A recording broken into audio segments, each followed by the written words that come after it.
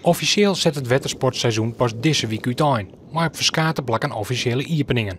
Maar een soort mensen hebben alweer een rondje maken met de boot. En de havens liggen vol.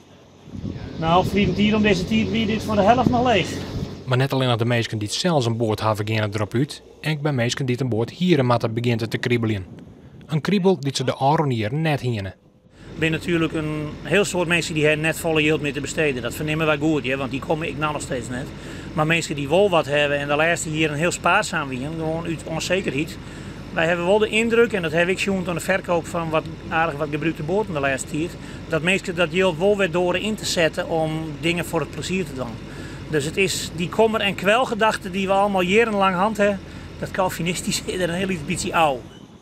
Mensen door het dus weer om yield uit te gaan in de watersport.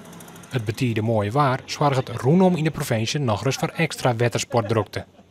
Kijk, het mooie weer dat nodigt een heleboel mensen uit om aan hun boot te schroeven of aan een vakantie te denken.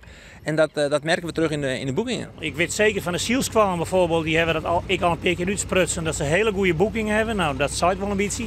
De verhierboekingen zijn bij al mijn collega's beter als Vlientier. En de hele fleur is gewoon volle meer. Positieve loeden dus vanuit de watersportbedrijven. Maar die positieve loeden komen naar jaren van Delgong. De watersport had de Aronieren trots de economische crisis een soort klanten verlengen. En het is maar de vraag of die het wetter weer opgaan. Nou, de tijd is anders. De tijd van internet en snelle acties. En wij spelen daar met z'n allen in Friesland als ondernemers en alle andere clubs op in. En wij doen ons uiterste best om de mensen weer voor Friesland te winnen. En of het dan allemaal lukt, ja, dat zien we aan het eind van het jaar.